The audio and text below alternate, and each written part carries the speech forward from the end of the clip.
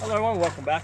I want to talk to you guys today about this Midwest upgrade I did on this Romanian AK-47 WASR. And basically this is the Midwest upgrade over here. And I have a Hollow Sun red dot mounted on it. That's the one with the ACCS reticle. Basically the reason that I did this upgrade is because prior to this I had this rail on it, and basically this ended up breaking. The bolt broke, but even before that broke, I always suspected that this design was not a very good design, because even under perfect circumstances, I mean this design where it starts from here, comes up, and then loops around, and the rail sits on top. I mean, it doesn't seem like the best idea, because first of all, if I push hard enough on it, I mean, I can feel this move a little bit. So when you're shooting this, I can definitely see vibration and stuff possibly throwing this off. So I always suspected this was a flawed design. I think the best I ever got out of this rifle was maybe a 6 MOA, 6 inches at 110 yards that I shoot. So, but on average, I would get something like 8 inches. Now, don't confuse this AK-47 with another one I have that looks just like this. That one has the military stamp on it from the Romanian Army. This one does not. Okay, that doesn't mean that it's not as good. It just means that this one was never. It just was never inspected by the Army, the Romanian Army. Okay. So with this AK, like I said, on average I would get something like maybe 7 MOA with it. And I always suspected that this was the problem. And now that this broke, basically I just, to get a good one from Midwest, it would cost me $100. And basically this cost me $100. And I decided that this was a much better design.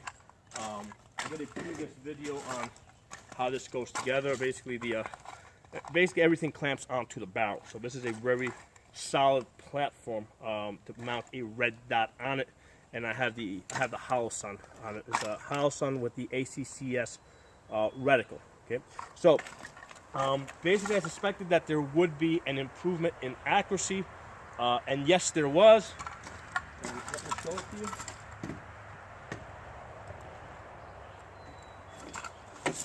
Now this is my best grouping of the day, and I wasn't having a very good day today because I was just having some difficulty adjusting to the recoil and the trigger of the AK. I mean, as somebody that shoots AR-15s a lot, when you go to an AK-47, there's adjustments that you have to make, and I was just having a hard time making those adjustments. But that said, this is my best grouping. This is at 110 yards, 2.75 inches. 2.75 inches. So inside of 3 inches. So the Midwest rail and being able to mount a red dot on a more solid base made a huge difference. Okay. Now, like I said, that was my best grouping of the day. I'd like to. I don't have time today, but in the coming weeks, I want to shoot this rifle a lot more and see if I can shoot that sub 3 MOA consistently. Okay.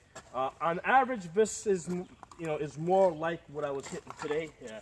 Basically, on average, I was hitting about 5.5 inches with a 4-inch cluster, and and like I said, I think that was more me because I was having some difficulty adjusting to the recoil and the trigger of the AK today.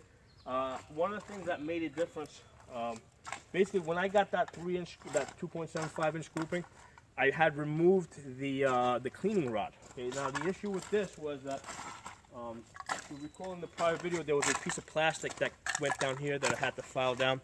Well, that piece of plastic prevented this cleaning rod from going in all the way, and I had to basically cut it off. Had to clean the cleaning rod a little bit to make this fit. Prior to me cutting it, I think that it was a lot more secure. Now, I mean, if I, basically the only thing that holds it in place is the spring tension, because the rod basically bends a little bit like that. And there's a little bit of movement there.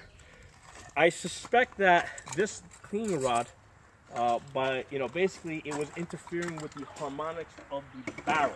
Okay, so that's one of the things for you guys to keep in mind, that if you have an AK-47 and you're shooting it, if you want to improve the accuracy, first try mounting your red dot to the, on top of the gas tube. That's the first step. And secondly, try removing the cleaning rod if you have it on it, because that might be interfering with the harmonics of the barrel. Okay? But that said, I'm very happy. I got below 3 MOA on this, and that is in line with what you will get with AR-15s. I mean, if you compare now, this is a WASR AK-47. Basically, this is the economy AK-47. Okay, this is in the same category as, let's say, your Palmetto, which I paid like $350 for. Now this one, I believe I paid $500 when I bought it, but if you go back some 12 years, these things were going for about $350 too. So this is on par with an economy Palmetto, and basically they're both getting about somewhere around 3 MOA, 3 inches at 100. Like I said, I shoot 110 yards. So 110 yards is 100 meters, which is a lot of times people talk in meters, especially with AK-47s. When you look at the yardage markings on the rear sight, those are in yards, which is kind of important, because one of the things that I did is, since this had the ACCS reticle on it, which has the bullet drop compensator, one of the things I wanted to do is I wanted to compare the original AK bullet drop compensator to the one on the the one on the Holosun, right? So what I did is basically the way the Holosun looks, let me make it quick drawing. That's all right. It's an AK-47. It will survive. There. Okay, so.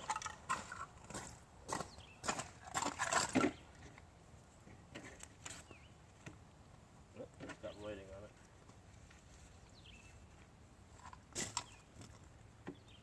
Let me get a clear paper. Okay, I'm back. So the ACCS reticle, instead of having a dot or a circle dot, it looks like this. You have a chevron. You got 1, 2, 3, then you got a horseshoe around it. So it looks like this. Okay, this is what your reticle looks like. You got a chevron, right? That's where basically you typically you zero this at 100 yards, and basically you have 3 dots, 1, 2, 3, and then you got a horseshoe around it, which the purpose of the horseshoe is for fast target acquisition, so that at the where you see these rims over here, that's at 30 yards. So basically, in the 30 yards, I would just put the horseshoe on it for fast target shooting. If you look at I don't know how well you guys are going to be able to see it, but if you look to the left, there's a target over there that's at 50 yards. To the right, I got 75 yards, and then in the middle, all the way in the back, that's 110 yards. So the way this is set up with this horseshoe is that this here is on the AK-47, on an AR-15 would be different, on a 22 it's different, on a 9mm it's different. Basically, this here is at 100 yards. The bottom of the chevron here would be at 250 yards. Then I believe that's like 350, 400, and 450. Okay, so this last one here is 450. I don't know, I might be off on those, but I know at the bottom one they tell you that is zeroed in for 450, or not, or rather, if you zero it here at 100 yards, that will zero in at 450. So, what I did is I compared that to, basically what I did is I raised this, I moved this. Now here's the thing though, if you put this at, let's say 450, and you compare it to that, it's going to be off, right? And the reason is because this is in meters, and that's in yards, okay? The ACCS reticle is in yards. So you got to do a conversion, and what happens is the 450 yard, the bottom one, which is 450 yards, translates into about 450 110 meters. So what happens is when you put this at about 400 and then you line the two up, you will see that they're not that far off. I mean, it's not perfect, but it's close.